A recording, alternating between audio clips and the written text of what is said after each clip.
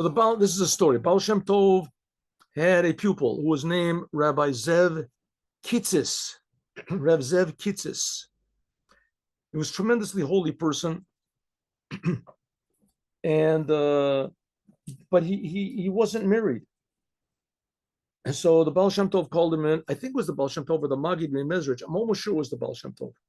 So the Baal Shem Tov called him in and says, it's time for you to get married. So he said, well, what can I do? I don't have any money. And he said, don't worry about that. You have to get married. I brought into the room a matchmaker, Shadchan. And he has a list of people, families. Pick out a family, and that's who you're going to get married to. Each one of these families, rich people, they have daughters that are eligible to get married to, and they've heard about you, and they're willing to get married. Pick out a family. So he showed him the list, and he almost fainted. These are the richest people in the whole area, tremendously rich people. So he said, these people are very wealthy. What am I going to do? How am I going to get the money to pay? He said, don't worry. Now, in those days, you had to bring the man had to give gifts to the bride.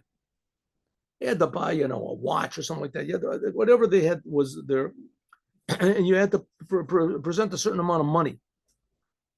So he said, but I don't have the money. The Baal Shem said, don't worry about it.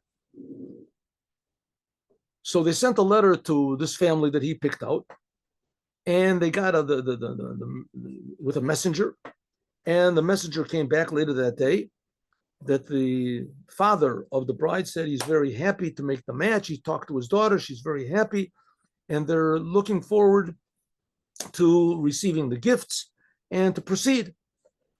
So, good. Baal Shem Tov said Mazel Tov and poured a little drink of Mazel Tov. So the week went on and it passed, and he got a messenger came, and for Zev Kitzis says, where are the gifts? I don't understand.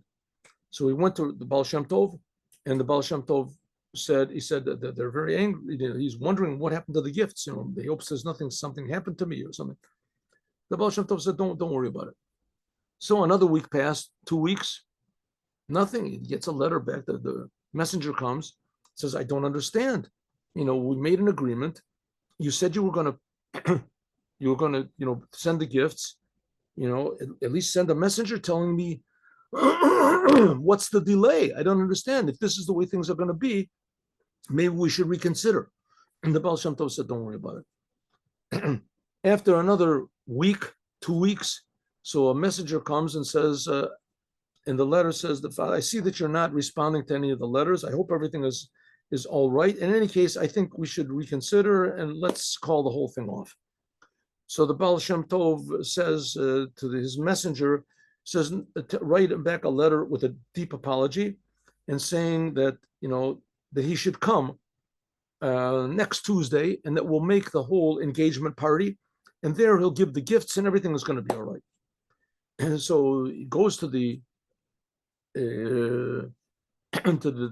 sends a messenger, and the messenger goes to the rich person, and the rich person receives the message, and he replies.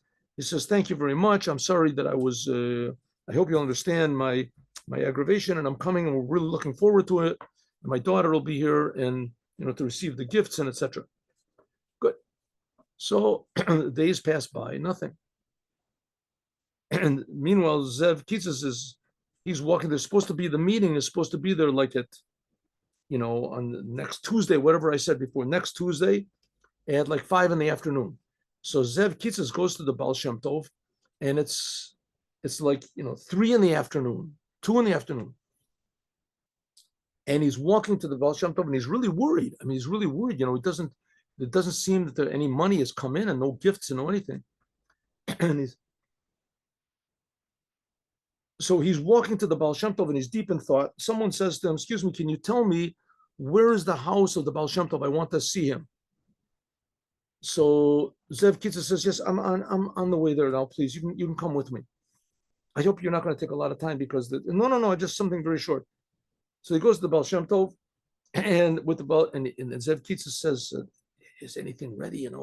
She's that the table is set and there's food. That he says to the Baal Shem Tov, "I hope the money and the gifts and everything." The Baal Shem Tov says, "No, I don't have it yet, but it'll be." He says, "What, they're going to be here in another 2 hours." He said, "Just don't worry about it. Just sit in the corner." Yes, he tells this person, "Yes, can I help you?" And he says, "Yes, I have a big monetary problem. I'd like to ask you." The Baal Shem Tov said, "First of all, I'd like to tell you a story." He said, "But I just want to tell you what is my problem." The Baal Shem Tov said to this man, the new man who came in, "I'd like to tell you a story." I said, "Okay, the Baal Shem Tov wants to tell a story." All right. So the Baal Shem Tov said, once there was a very, very rich man, and he was a diamond merchant.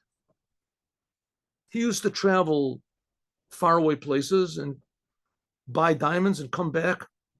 And it was a great danger, tremendous danger that he would do it. But that's why he made so much money, because no one else wanted to do. And he had a driver and a few strong, powerful horses. And the driver was strong and powerful, and he knew that he was a good guard, and the horses were fast, and everyone was afraid of this guard, so that he knew that the robbers weren't going to attack him, and the driver knew how to take these back roads that nobody knew about. This rich man, he just came back with a tremendous business deal that he just made, and he had a lot of money with him, a lot of money, jewels. Either he was going or he was coming back, and suddenly the carriage stopped.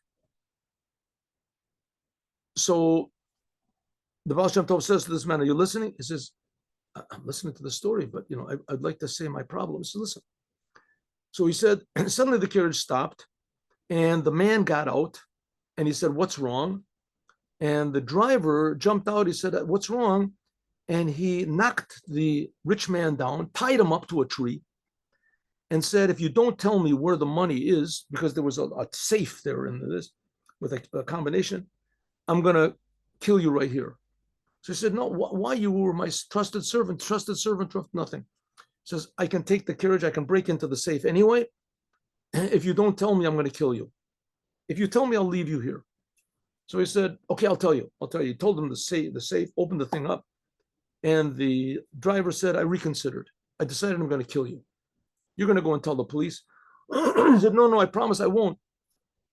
He said, "I'm killing you. I'm going to give you up to 10. I'm going to count to 10. You can pray to your God. And then that's it. I'm going to kill you."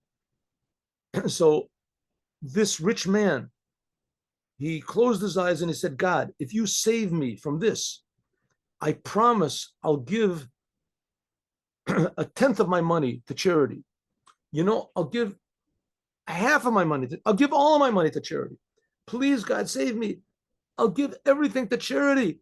Please, I'll give everything I have to save my life." Suddenly he hears gunshots. He thinks maybe this person has shot him, opens up his eyes, and he sees that the driver of his carriage is standing with his hands up, and the police come and they caught him.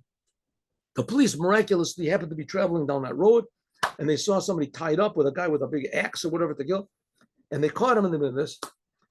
And the rich man, they brought him in to press charges or whatever, and he completely forgot about his vow. Completely forgot about the vow.